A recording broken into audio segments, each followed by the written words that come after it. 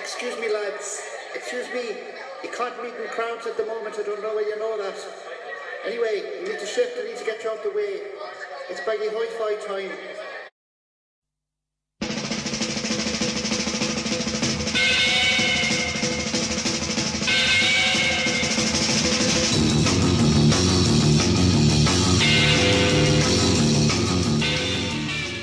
Greetings, cats and kittens. Welcome once again to Baggy Hi-Fi, this YouTube channel devoted to record collecting and the vinyl community here in the UK. Thanks for dropping by. This video is going to be part one of a two-parter on British jazz or British modern jazz. I was going to divide these two videos into decades, into the 60s and 70s, but it didn't quite work. It was a bit too arbitrary because some of the people I'm going to be talking about, musicians in this video, did carry on working into the 70s. But I think one of the great pluses of so much music being available either through vinyl or CDs or online from all different decades is that you can explore, that you can keep your mind open, you can keep on discovering music which you didn't listen to before or didn't know much about before. It's all available to us, well, more or less. We don't need to keep on listening to our Queen albums or Dark Side of the Moon because they're very overrated anyway. So don't expect this video to be the words of an expert. This is more about my discovery of certain British jazz artists over the last year that I've been buying, and I'm going to show you some mixture of records and CDs. It's more of this will be more of a video of an enthusiast rather than an expert. I'm not entirely new to jazz, but some of the artists that I'm going to show are new to me. And it's an aspect of British jazz which is getting a little bit more attention now, and thanks partly to the British DJ Gilles Peterson.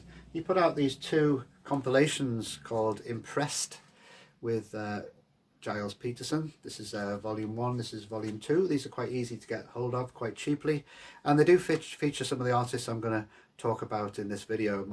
Gilles Peterson was also responsible for curating, I think a couple of years ago at the Barbican Theatre in London.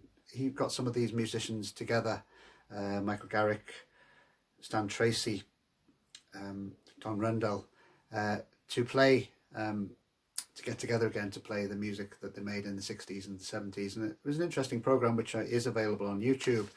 But what came across in the interviews with Gilles Peterson is that typical sort of DJ, the interviewer was asking him, you know, what was it that attracted you to you know, the records of Michael Garrick, jazz pianist, and he said, well, you know, a dealer came to him with these records of Michael Garrick and, you know, how they were worth hundreds of pounds. He seemed to be talking more about the value, monetary value of a record rather than the music on it, but I'm sure that's not the case. But it was quite revealing, I think, about DJs wanting to have the most expensive records possible.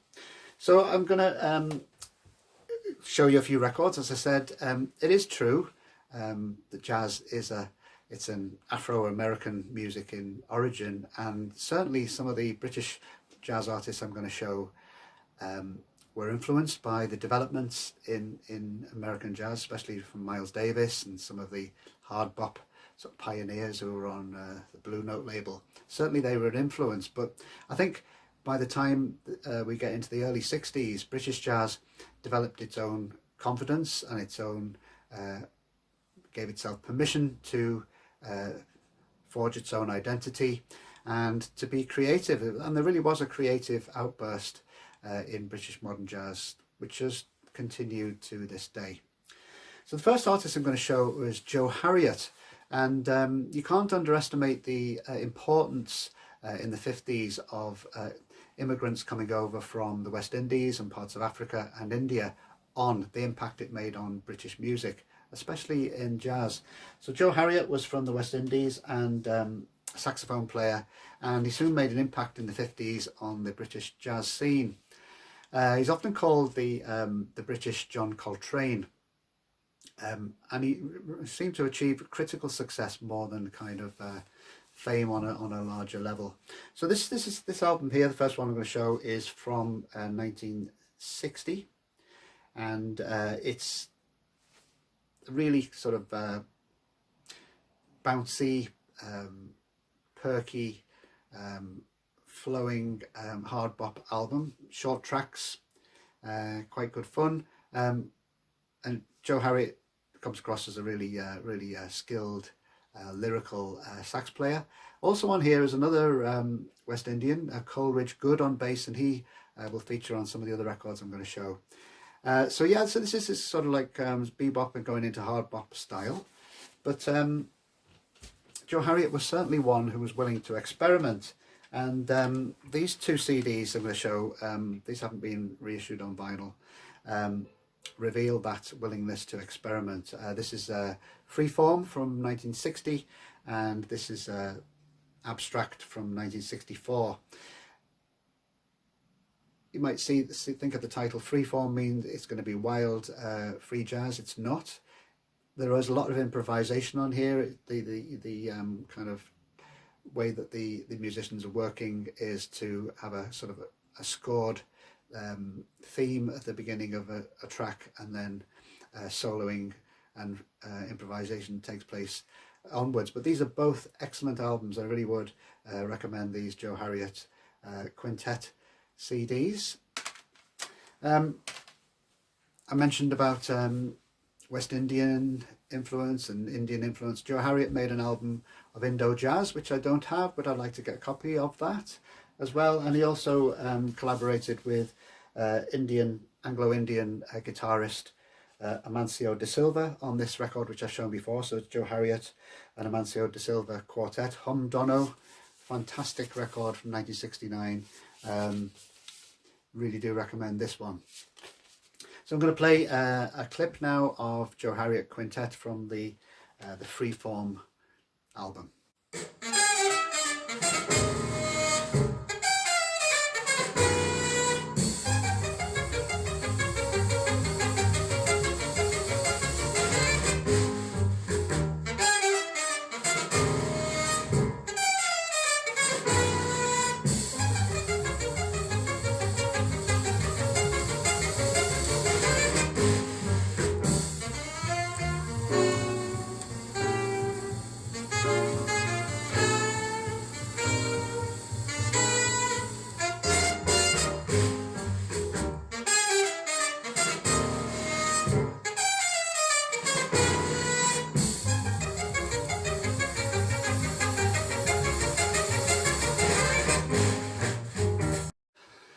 The British modern jazz scene of the 60s seems to have been quite a small, incestuous scene, with many of the same players appearing on various records, and some of the main names in that scene, especially from about the mid-60s onwards, included Don Rendell and Ian Carr and Michael Garrick, who I'll talk about a little bit later. These reissues of the Don Rendell and Ian Carr quintet albums by the Jazzman label, who did a fantastic job on the reissue, not just the sound, but the reproduction of the sleeves with these flip back, authentic looking 60s style sleeves. These are really sort of gems of the mid-60s. This is Duskfire, which has been shown quite a lot on the BC, from 1966, and another favourite in this series is a later one, Phase 3, which I've been listening to a lot recently, and it features the lineup of Don Rendell, Ian Carr, Don Rendell on saxophone and flute, Ian Carr trumpet and flugelhorn, and Ian Carr will come up in the next video as well because he went in a very electric direction. Dave Green on bass, Michael Garrick on piano, and Trevor Tompkin on drums.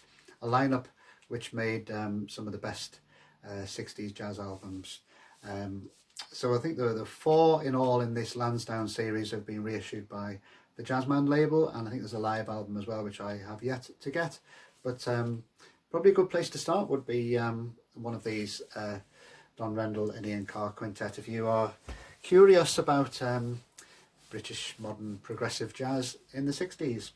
But one which I haven't seen shown on the VC, and this is very much connected with the Don Rendell, Ian Carr lineup, because they're all on this album. This is Afro Jazz by Guy Warren of Ghana. Guy Warren, a vocalist and percussionist. But this is also recorded, supervised by Dennis Preston, the Lansdowne producer, and Ian Carr, Trevor Tompkins, Dave Green, Michael Garrick, and Amancio D'Silva, that guitarist I mentioned just a few moments ago, is also on here. So this sort of close circle of 60s jazz musicians. This is from 1969, and this is released on the Return to Analog label, and it's a great one, this one. So this is a great accompaniment to the Don Rendell, Ian Carr reissues on the Jazzman label.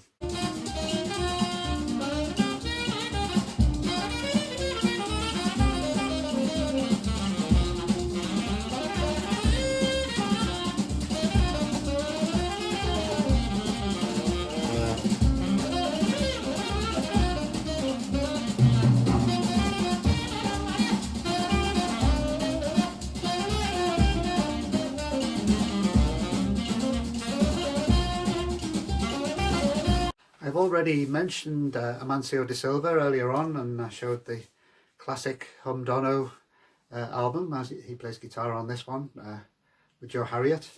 But recently I saw Steve from Psych in the Valleys VC channel showing this one by Amancio D'Silva, which I didn't know about, and it's Integration.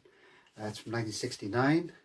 It's another one in the Lansdowne series. This is reissued on the Theon label, which I think has some connections with Johnny Trunk and his label.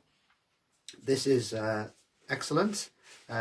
Great companion piece to the Hum Dono album. So that's, I think it's Amancio D'Silva's first album, because it says Integration, introducing Amancio D'Silva, and some really sort of nice Indian influenced sounds on here, sort of modal improvisation.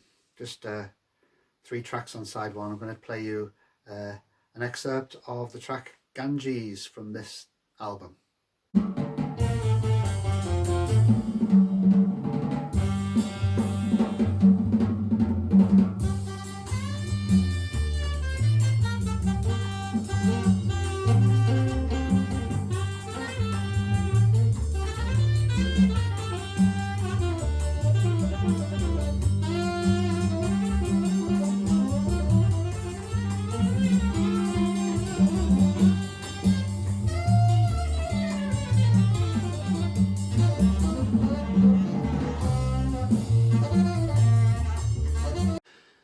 One of the British jazz artists from this time who I've really enjoyed discovering is Michael Garrick. And although Michael Garrick plays keyboards on those Ian Carr, Don Rendell releases, there's not much of his stuff which has been reissued on vinyl. This is one of them. This is one that Johnny Trunk put out, and features Sheikh Keane, who used to play with Joe Harriott. See what I mean about this whole 60s modern jazz, British modern jazz scene being rather small and incestuous. But this is a really nice collection of rarities by Michael Garrick, including the lovely tune Sun Maiden. But there are a lot of Michael Garrick's music released on CD, particularly through the Vocalion label. They seem to have the rights to his music. One of the things I like about Michael Garrick is he's quite sort of scholarly. A lot of his music seems to be fairly, written and scored, and very careful with his arrangements. And when I was watching that YouTube video of the Barbican reunion shows that Giles Peterson put together, he was actually conducting a big band. So he's very obviously very gifted, well-trained jazz musician who was willing to kind of go into other areas, including poetry. And I think I know that he was involved with some concerts in the late 60s which combined poetry and jazz, including Danny Abbs, Adrian Mitchell and Spike Milligan as well. So those I think are available. They may be out of print on CD, but the original albums will cost you quite a lot of money. And so in this journey of discovering this period, I've had to rely on reissues and CDs. There is a label which focuses on this era of the 60s and 70s called Jazz in Britain, and they, if you are interested, or you probably already know about this if you are interested, but they do have a website and they release reissues, albums in quite small quantities, so you have to be very quick with the Jazz in Britain label. But back to Michael Garrick, some of the CD issues. This is Moonscape by the Michael Garrick Trio. That's from 1964. Johnny Trunk put that one out. This is one of my favourites, Black Marigolds. Features a lot of those musicians that I've already spoken about. Don Rendell, Ian Carr on trumpet, Joe Harriott's on this one as well. Michael Garrick plays harpsichord and celeste on this one, and there is some rather plummy poetry on this one as well. I think Colin Barnes, the drummer, reads that poetry on this one, but really nice, eccentric, innovative album of its time. This is one I didn't really enjoy very much. I think there's a Michael Garrick's attempt to write a kind of a jazz opera called Mr. Smith's Apocalypse, and it's under the title Garrick's Fairground on this one. On this one is Norma Winston, who is a female jazz vocalist. It might not be to everyone's taste. I do like her. She may have echoes in some people's minds of the memories of watching Cleo Lane appearing on the Two Ronnies show. But I do like her singing style, but don't really recommend this one. This is a great one, Cold Mountain.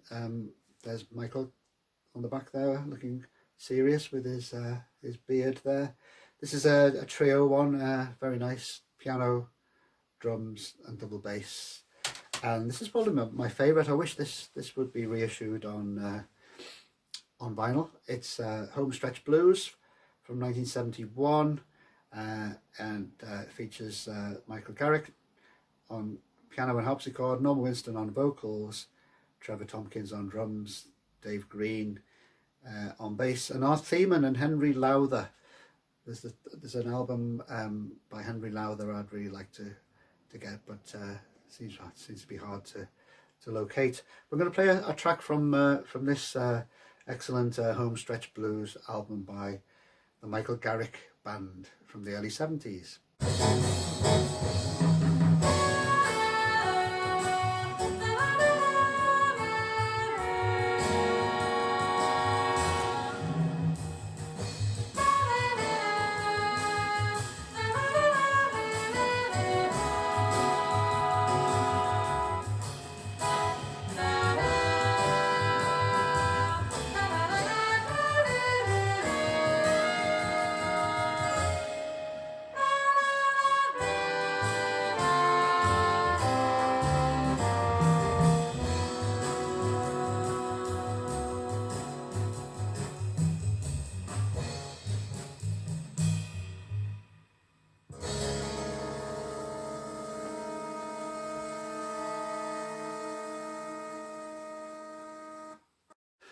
Michael Garrick Band there. Coming to the end of this part one of this enthusiastic overview of British modern jazz, mainly from the 60s.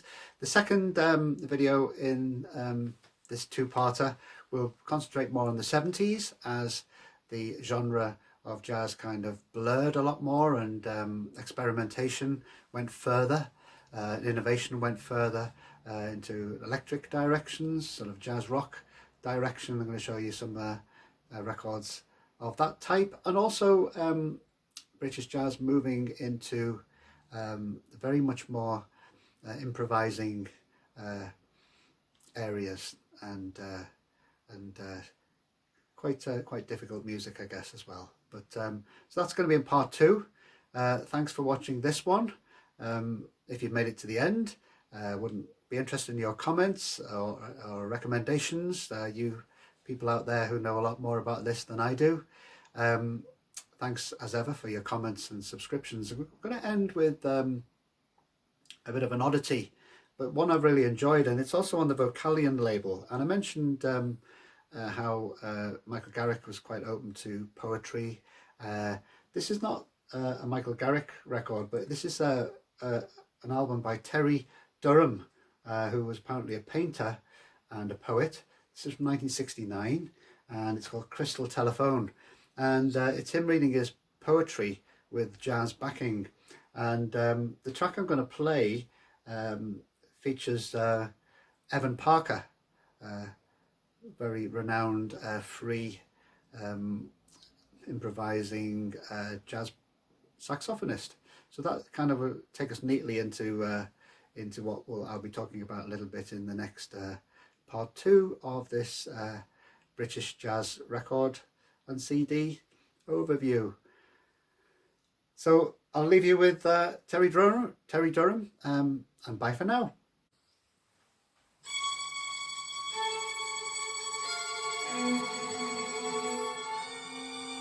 Dark sun hanging in the sky with the black crow cane. Twisted tree across your eyes as you sleep the night on your pillow of fire. No rest for you, the wild-eyed son of Patrick, who still lives in Gongo with his wooden platoon.